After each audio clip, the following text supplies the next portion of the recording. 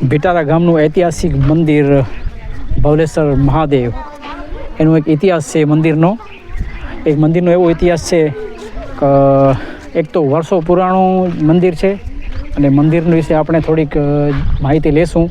એમના પૂજારી શ્રી આપણા અહીંયાના છે ગુરુ છે, એમની પાસે હવે થોડીક માહિતી લેશું. ચાલો આપણે જઈએ મંદિરમાં. જય ભવલેશ્વર દાતાર. ગણપતિ મહારાજ બિરાજમાન છે, સાથ દર્શન દઈ રહ્યા છે. ત્યારે ભવલેશ્વર દાતારનું જે અદ્ભુત મંદિર છે, દિવ્ય ઝાંખી, વર્ષો જૂનું ઐતિહાસિક મંદિર, વર્ષો પુરાણું મંદિર છે. ભગવાન શિવનું, આપણા આરાધ્ય દેવ, ઈષ્ટદેવ કૈલાસપતિ મહાદેવનું મંદિર, જળહળતું મંદિર, જળહળતી જ્યોત. આ મંદિરમાં એક શિલાલેખ પણ અહીંયા લખવામાં આવેલા છે, એ આપણે વંચાય તો વાંચીએ.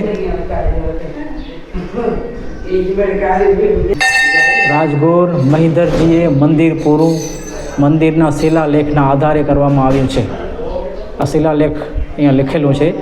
હજી અહીંયા પણ એક કોઈક લિપિમાં શિલાલેખ લખેલું છે, પણ એ વંચાતું નથી. બહુ જૂની લિપિ, 400 વર્ષ પુરાણી જૂની લિપિ છે. આ ઘડિયાળ છે ને એની બાજુમાં લખેલું છે, જોવા દેખાય છે. નમસ્કાર સૌ ભક્તજનો. આપણે આજે આવ્યા છીએ ભીટારા ગામ, નખત્રાણા તાલુકો છે ને. નખત્રાણા તાલુકામાં અમારા કુળદેવી માતાજીનું મંદિર, મમાઈ ભગવતીનું, અને એની સાથે એક ભવલેશ્વર મહાદેવનું મંદિર, જે ઐતિહાસિક મંદિર છે. એ ઐતિહાસિક મંદિર વિશે આપણે થોડોક આપણા ગુરુ પાસેથી જાણશું અને આપણે એમની પૂછશું સંપૂર્ણ માહિતી, કે મંદિરનો થોડો ઇતિહાસ અમને ટૂંકમાં જણાવે. તો એકવાર તો તમારું નામ શું છે ગુરુ? નામ હિંમતગર. હિંમતગર એમનું નામ છે. અને એમને આપણે પૂછશું કે આ મંદિર વિશે થોડોક ઇતિહાસ જણાવો. અને એમનો ઇતિહાસમાં એવું છે કે આ મંદિર જે છે એ મંદિર લગભગ આપણે ફરાદી, માંડવી તાલુકા ફરાદી ગામ છે, એ મંદિરનું ને આ મંદિરનું બાંધણી બે કાંઈક એવું સરખું છે. એના વિશે આપણે જાણશું.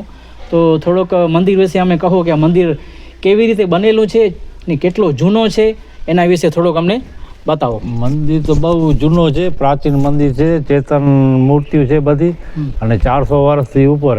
અચ્છા, 400 વર્ષથી ઉપર જૂનો મંદિર છે. અને આમાં કાંઈક મંદિરની વિશેષતા કાંઈક છે કે આ બનેલું છે ને કેવી રીતે બનેલું છે? ચાવી રૂપ ને કાંઈ? આ બધું મંદિર ચાવીથી જ બનેલું છે, એટલે સિરમિટનું કોઈ કામ જ નથી આમાં. એમનો કહેવાનો મતલબ એમ છે કે આ મંદિર છે એમાં સિમેન્ટ નથી વાપરવામાં આવી.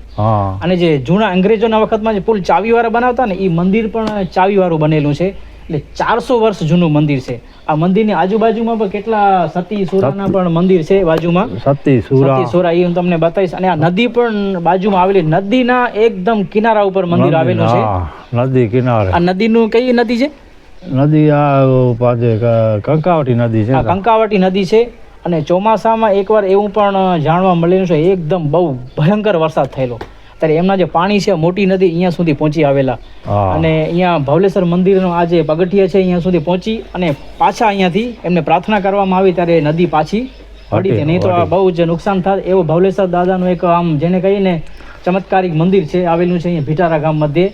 અને એની અંદર શિલાલેખ પણ છે, જેણે બનાવી આપ્યા છે ને એમના પણ નામ છે, કાંઈક શ્રીધરજી એવું નામ છે. મહિધરજી. શ્રીધરજી મહિધરજી એવા રાજા હતા ત્યારે એમણે બનાવી આપેલું છે. હજી કાંઈ વિશેષતા આના વિશે શું છે? વિશેષતા એટલે ધરતીકામ પાંચે મોરબી હોનાર ટાળે ને, નદી બોરી એકદમ બોરી આચી વાવાઝોડો, નદી ફૂલ આચી ત્યાર કોઈ જયરામ દાડો હોય એ અને બાજુવાળા સતીમાં એ બોય જોડા જોડવા અને એની દીવરી હોય. અચ્છા. ત્યાર પછી જયરામ દાડો હોય ને, છતડી છણી પછી જયરામ દાડો ને સતી માથે રહ્યા, જયરામ દાડો જી માથે ઉભા, ત્રીજો નીચે નાયક ઉભી રહ્યા ઇન્જોઈ. અચ્છા, આડાજી. હા, આડા ઇન્જોઈ ઉભી રહ્યા. નદી માગ કરી હોય. અચ્છા. મંદિર આંચ ના આવ્યો, મંદિર નીચા નદી વહી જાય, પણ મંદિર કોઈ આંચ ના આવ્યો. મોરબી હોનાર જયારે વરસાદ પડેલો ભયંકર, ત્યારે નદી એટલી ફૂલ આવી ગયેલી, ત્યારે અમારા જે જયરામ દાદા છે એમણે રક્ષા કરેલી. હા, અને સતીમાં માથે બાવા અને સાતેડી એની જે હોય જોની એ પોઠિયા જાણી એની કે કોઈ જાત જો લાગો ન કે જી માથે ઉભા નદીમાં ઉભી રહ્યા. કોઈ એની કે ઓઠ ગાડી છે ખણી આવ્યા છે, પાછો એની કે સ્થાપના કરીએ છીએ વેરાયો સ્થાપના કરી. અને વરસાદ છે એટલો જોરદાર પડ્યો અને સતી સોરા છે હંમેશા અમારું રક્ષણ કરતા હોય છે અને મંદિરનું ઉપર રક્ષણ કરવામાં આવે. નહીં તો આ પૌરાણિક મંદિર આજે આપણે જોવા ન મળે. એ નદી પાંચે ધૂણા સમાધિઓ મંદિર કે સામે જોનામ જંગી વાળવા બધા મળે ના ખણી ફૂંક સરખા ખણી પણ જયરામ દાડે હાથ ના આવ્યો જી માસી ઓપા આવી ને ત્રીજો થી નીચે જેમ હતા એમ અડીખમ ઊભા છે અને રક્ષણ કર્યું. આ બાજુ નદીમાં છે ને ઘણા મોટા જંગલમાં અત્યારે બાવરા છે પણ અહીંયા વડના ઝાડ હતા ફૂલ એકદમ, તે બધે નદીમાં તણાઈ ગયા. પણ અહીંયા આપણા જે ભવલેશ્વર મહાદેવનું મંદિર છે એને આંચ પણ નથી આવી. એવો મંદિરનો ઇતિહાસ છે એ આપણે જાણ્યું. હા, જય ભવલેશ્વર દાતા. જય બાબા.